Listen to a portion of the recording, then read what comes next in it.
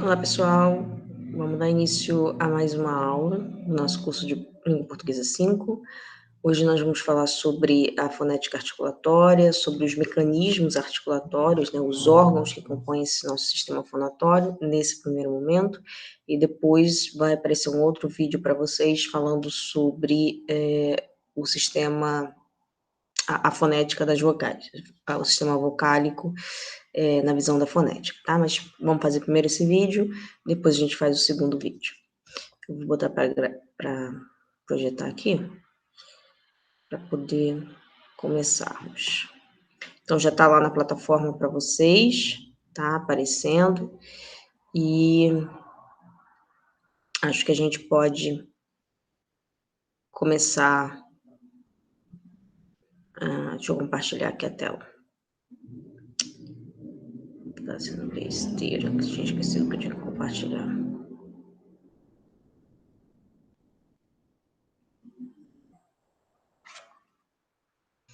Bom, já está aparecendo aí, então vamos lá.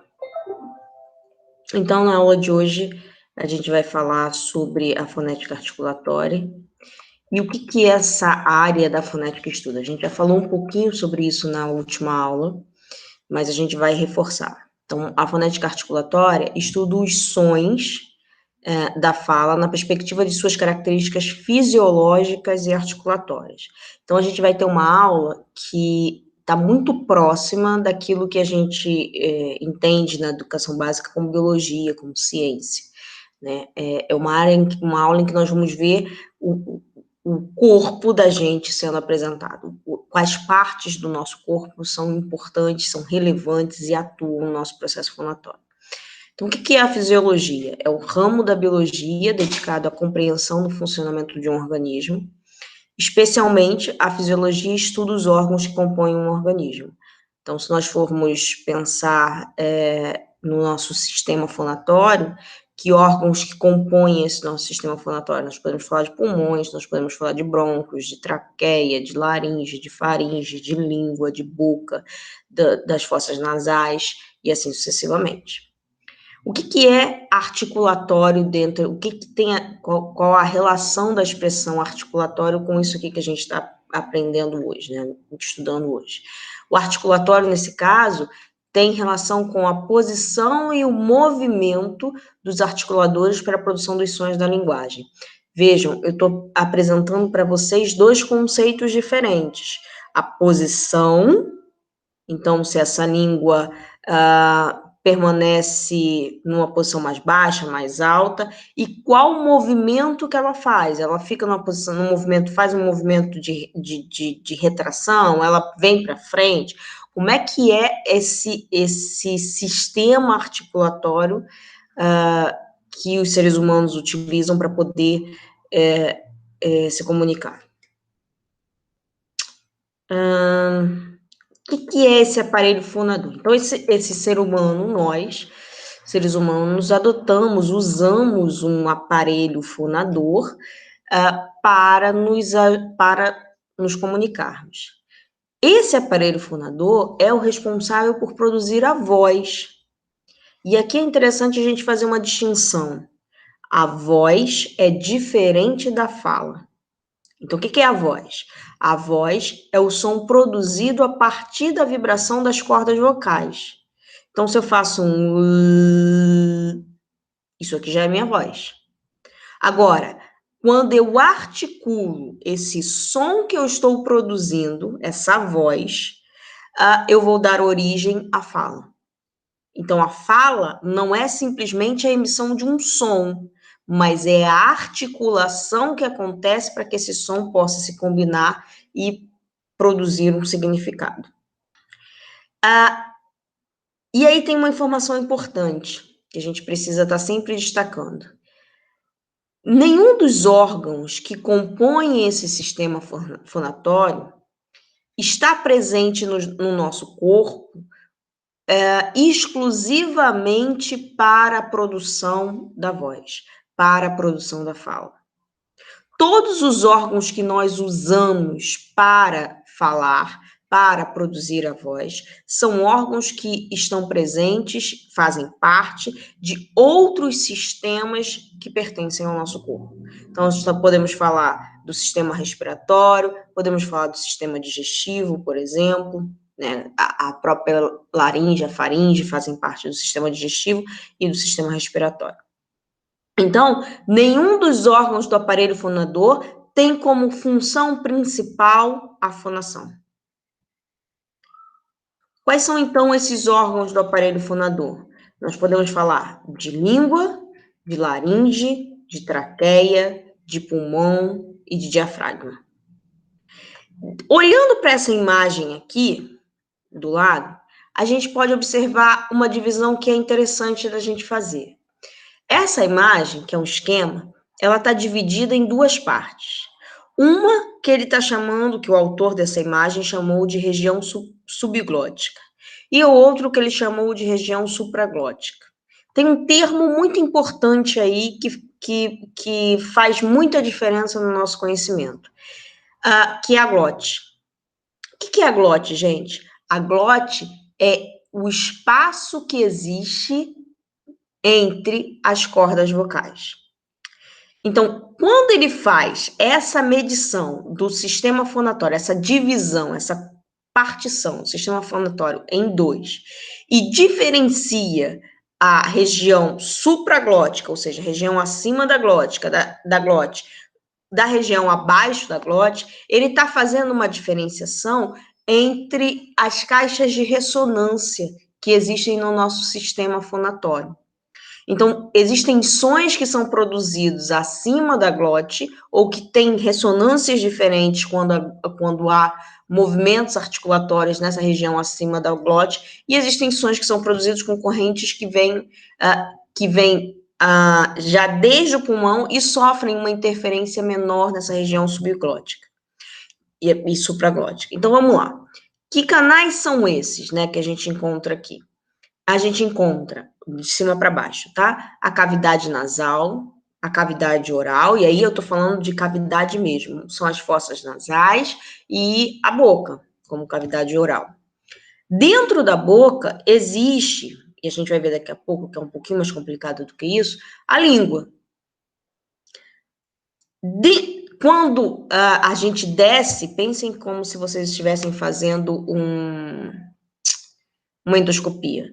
Então, quando aquele cano vai descendo, ele vai percorrendo os seus órgãos que estão nessa região aqui, laringe, faringe e assim sucessivamente.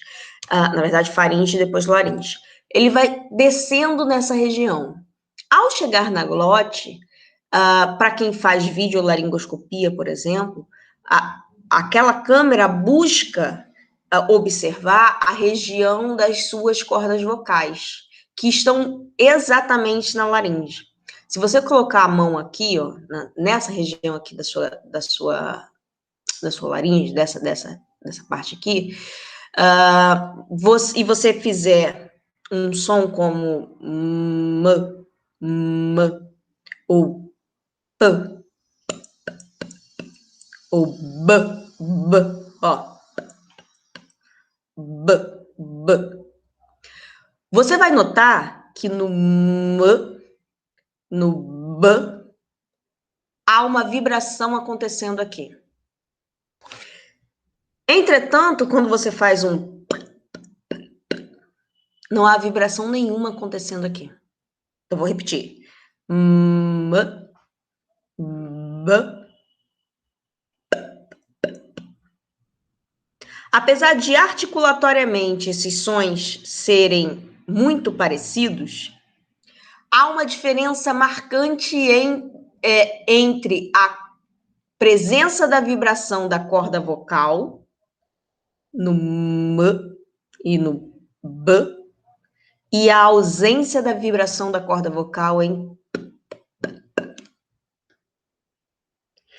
Isso significa, gente, que o ar que está saindo daqui do seu pulmão está passando pela sua corda vocal, pela glote, que é o espaço que existe entre as cordas vocais, e não está produzindo vibração nas cordas vocais.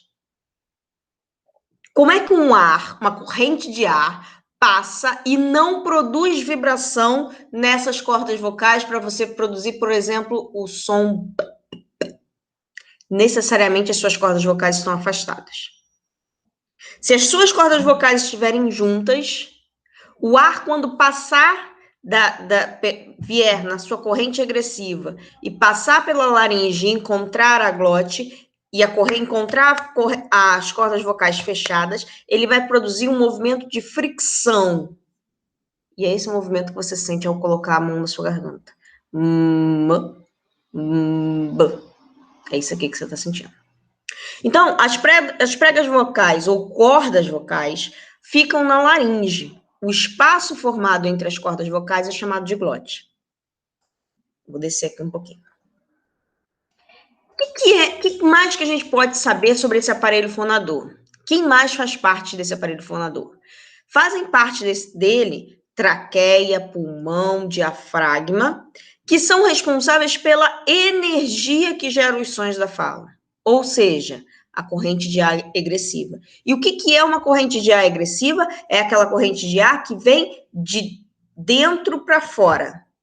Uma corrente de ar ingressiva viria de fora para dentro. Uma corrente de ar egressiva vem de dentro para fora. Então, é aquela corrente que sai do pulmão e vai chegar na sua cavidade oral. Para a produção dos sons com função distintiva, utiliza-se a corrente de ar egressiva, resultante da expulsão do ar dos pulmões, devido ao levantamento do diafragma pela ação dos músculos intercostais. É interessante a gente pontuar que não existem ou não se conhecem, não existia uma palavra forte, mas não se conhecem línguas que usem para fins fonológicos a corrente ingressiva, ou seja, uma corrente que a gente puxa o ar, a gente inspire para poder produzir um som. A gente faz o nosso processo de fonação a partir de correntes de ar egressivas, portanto, no nosso movimento de expiração, nunca no movimento de inspiração. Os sons fonológicos, né? Os segmentos fonológicos. Então, não se conhecem línguas que usem para fins fonológicos a corrente ingressiva, isto é, a corrente de ar na fase inspiratória da respiração, embora sejam atestados casos em que esse mecanismo tenha uso paralinguístico. Querem ver um exemplo? Quando a gente, na roça, por exemplo, ou quem mora em regiões mais afastadas dos grandes centros e tem acesso a pessoas que tenham cavalos, ou vanuaras da vida, muitas vezes se chama o cavalo da seguinte forma. Isso é um som produzido por uma corrente inspiratória. Esse som tem uma função paralinguística, mas não é fonológico. Ele não serve para opor significado. Isso não está no nosso sistema abstrato da fonologia. Vão aparecer outros aqui, a gente vai comentar. Essas três imagens aqui são imagens que mostram como que essa corrente de ar sai dos nossos pulmões e chega até a cavidade nasal ou até a cavidade oral. Então, vamos lá. Na figura 2A, a gente tem os mecanismos, nas figuras 2, a gente tem os mecanismos da corrente de ar. Em 2A, a gente tem o som egressivo. O que é o som egressivo? É exatamente o som que a gente usa, que é essa aqui, para produzir os sons da nossa língua. Então, ele sai, reparem a setinha, ele sai da cavidade oral, ele sai dos pulmões e atinge, nesse caso aqui, a cavidade oral. Existem sons que são chamados sons faríngeos, em que tem movimentação das cordas vocais, mas esses sons são bloqueados, na região dessa faringe aqui. Então, esses sons, está escrito aqui na legenda, sons faríngeos, a seta dupla para baixo indica a movimentação das cordas vocais. Então, as cordas vocais estão se movimentando. para a produção dos sons implosivos para cima e dos sons ejetivos para baixo. Então, o que é um som ejetivo?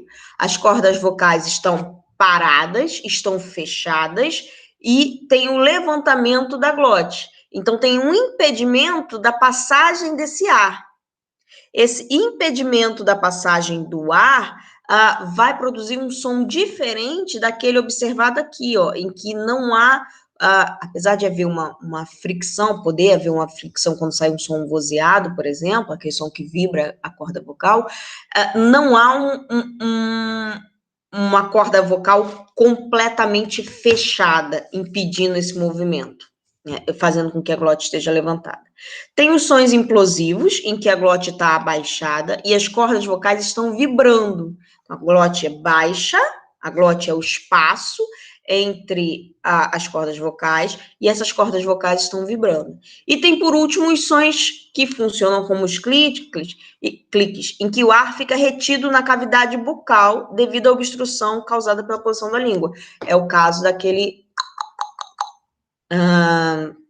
som usado para chamar os cavalos, para evocar os cavalos quando os cavalos estão no mar. Outro som que funciona como um clique é aquele que a gente usa para dizer um não. Duas nasais, e entre essas nasais tem um travamento. Então, a corrente entrou, mas ela foi parada aqui, porque o véu palatino, que a gente vai ver daqui a pouco, baixou e não foi possível que essa corrente de ar ingressiva adentrasse o nosso sistema respiratório e aí produzisse um som, produzisse alguma coisa com papel distintivo como um fonema, tá? Então, o clique tem uma função paralinguística, mas não tem uma função fonológica. Existem línguas em que há sons ejetivos, que são produzidos como B, como na imagem B, e existem línguas em que há sons implosivos. Línguas, inclusive, do Brasil, línguas indígenas brasileiras, em que esses sons são possíveis e são fonológicos, tá? Qual é a diferença entre esses dois e esse aqui? Reparem na setinha. Nesse aqui, o som está sendo produzido numa corrente ingressiva. Nesses dois casos aqui, o som está sendo produzido numa corrente egressiva. Isso aqui é possível nas línguas humanas. Essa daqui não temos evidência para dizer que fonologicamente é possível haver sons ingressivos nas línguas humanas. Então, como é que a gente pode resumir essa questão de quem inicia a corrente do ar, de quem para onde vai essa corrente do ar e das línguas que utilizam fonologicamente esses sons.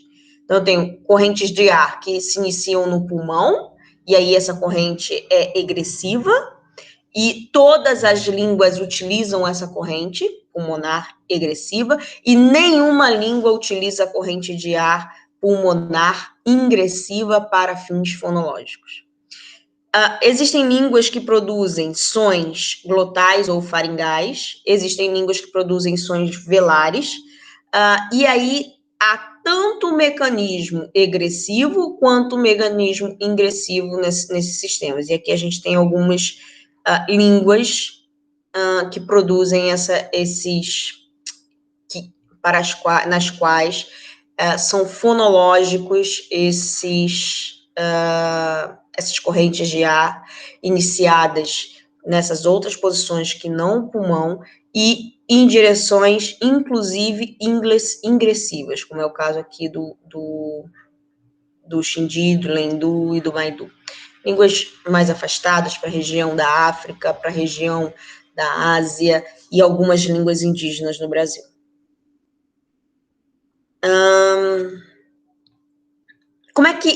Que mais a gente pode falar sobre esse aparelho fonador? Então, uma outra parte importante desse aparelho fonador é a faringe. A faringe fica logo acima da laringe, é um órgão que compreende toda a parte de conexão do sistema respiratório e do sistema digestivo. Portanto, a faringe é um órgão que conecta as cavidades nasal e oral com o esôfago e a laringe. Para vocês se acharem aí dentro do sistema respiratório, né, que é aquilo que a gente mais tem acesso, a faringe é exatamente quando vocês sentem a garganta inflamando. Geralmente a gente está com uma faringite, que é uma inflamação na região antes da laringe, tá? Então, mais próxima da nossa cavidade bucal e antes da laringe. Essa faringe é dividida em 3 partes. Tem a nasofaringe, a orofaringe e a laringofaringe. Então, essa laringofaringe já está perto aqui da laringe, a orofaringe está muito mais próxima da região do trato oral, portanto, é a parte mais próxima da região da nossa boca, realmente, e a nasofaringe já está lá ligada com a área da nossa cavidade nasal. O que mais que a gente pode falar sobre o aparelho fonador? O que a gente sabe sobre a laringe? Essa imagem que vocês estão vendo é uma imagem da laringe vista por trás. Então, a gente tem aqui em 1 a epiglote, em 2 a região da tireoide, que são aquelas glândulas, a aritinoide, a cricoide e em 5 a traqueia, que está aqui embaixo. Por que isso aqui é importante? Para a gente entender como é que é esse órgão. Então, a laringe é um órgão curto, ele tem uma forma de um cone, é constituído de cartilagens, músculos e ligamentos, está localizada nessa região do pescoço, entre a 4ª e a 6ª vértebra cervical, conectando a faringe à traqueia. Seu tamanho é variável, sendo maior em homens em face da influência dos hormônios. O que a gente pode falar sobre a nossa cavidade bucal? Então, a cavidade oral, que também é chamada de cavidade bucal, é composta pela boca, na qual estão localizados a língua, o palato duro, o palato mole, a úvula, os alvéolos, os dentes, os lábios. Então, vamos olhar para essa figura aqui. Nessa primeira figura, a gente tem uma disposição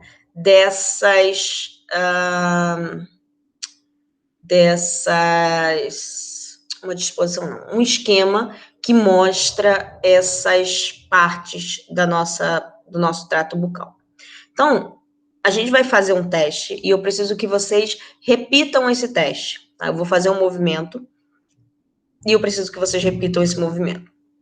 Então, vamos lá. Se vocês passarem, então vamos de fora para dentro. Aqui na frente estão os lábios, tá vendo? Que ele está chamando de 7, aqui. Depois tem os nossos dentes, os superiores e os inferiores. Se vocês passarem a língua, antes da gente chegar aqui no palato, se vocês passarem a língua numa região que existe entre os dentes, passa a língua no dente, depois você pega a sua língua e passa numa região logo atrás do dente que parece uma nervura. Essa região, logo atrás do dente, que parece uma nervura, é chamada de alvéolo. É essa palavrinha aqui, ó, que aqui nessa imagem não está aparecendo. Aqui, ó, o alvéolo que está aqui. Logo atrás do alvéolo, se você jogar a língua um pouquinho mais para trás, tem uma região mais dura. Essa região é o que aqui no desenho está recebendo o nome de palato, mas que também é conhecida como palato duro. Então, passa a língua. Joga a língua um pouco mais para trás. Você vai sentir uma região esponjosa. Essa região esponjosa é o palato mole. Então, vou repetir. Lábio, dente, lábio inferior, lábio superior, lábio inferior, dente superior, dente inferior. A região que parece um nervo, logo atrás do dente, é o alvéolo. Depois, uma região mais dura, dita comumente como o céu da boca, é o palato duro. joga para trás a sua língua, mais para trás possível, você vai encontrar uma região mais esponjosa, que é o palato mole. Lá atrás, se você estiver em casa, dá uma olhada, pega um espelho e tenta olhar o fundo da sua garganta. Você vai ver uma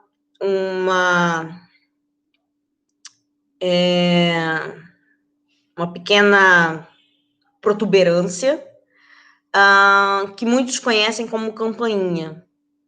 O nome daquilo é úvula. Essa úvula, logo atrás dela, você vai encontrar uma outra protuberância, só que dessa vez não mais na região central da sua boca, mas nas laterais, e tanto do lado esquerdo quanto do lado direito, que são as amígdalas. Algumas pessoas retiram as amígdalas, podem ser que não encontrem. Certo? Então, a gente já viu esse trato vocal. Além dessa disposição na boca, faz parte ainda desse nosso aparelho fonador a cavidade nasal, onde se encontram as narinas, que estão aqui, nesse outro esquema aqui. Não vou falar de raiz de corpo agora não, calma aí, da língua. Então, esses itens, essas partes do corpo que estão aqui, elas funcionam como articuladores. Lembram lá no início que a gente viu que a gente ia estudar a parte da fisiologia, então a parte dos órgãos, e também quem são os articuladores. Que articuladores são esses? Os articuladores do nosso sistema fonador, do nosso aparelho fonador, são divididos em dois grupos. Tem os articuladores ativos e os articuladores passivos. Quem são os articuladores ativos? Aqueles que se movimentam para a realização dos sons, dos diferentes sons da fala. Então, vamos lá. M, B, L, L. Façam vocês o teste. M, B, L, T, T, T. Quem é que está se mexendo? Aquilo que vocês estiverem percebendo que está se mexendo é um articulador ativo. Aquilo dentro do seu trato vocal, que vocês não estejam percebendo grandes movimentações ou não estejam percebendo a movimentação, é um articulador passivo. Ó, definição de articulador passivo. Aqueles que não se movimentam para a realização dos diferentes sons da fala. Quem são os articuladores ativos? Língua, lábio inferior, véu palatino, cordas vocais. Quem são os articuladores passivos, que, portanto, não se mexem? Lábio superior, dentes superiores, alvéolos, palato mole, palato duro. Quer ver um exemplo? Para a gente produzir um t, de tato, a consoante de tato, a ponta da língua bate lá no alvéolo. T. O alvéolo é aquela parte de nervura. Faça um teste. T. D. Ó. D. A ponta da língua bate lá no alvéolo. Quem se mexeu foi a língua. Então, a língua é um articulador passivo. Quem permaneceu parado, porque obviamente não tem movimento, é a parte da nervura. Qual é o nome da parte da nervura? Alvéolo. Vamos fazer um...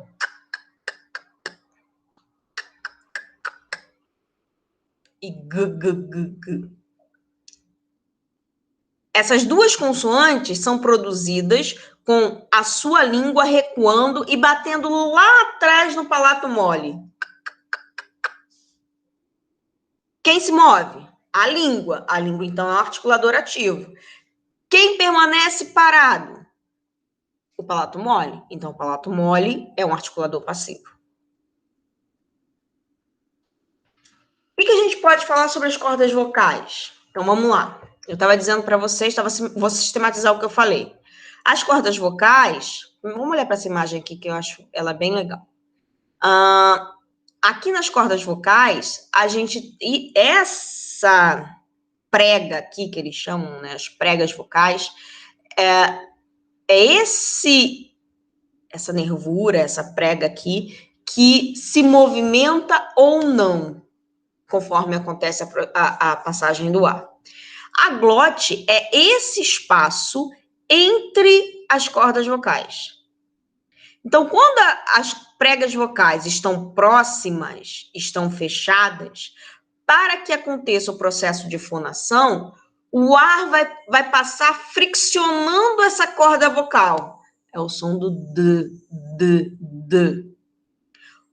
Quando essas cordas vocais estão afastadas, como aqui, como nessa imagem aqui, quando essas cordas vocais estão afastadas, o ar vai passar livre.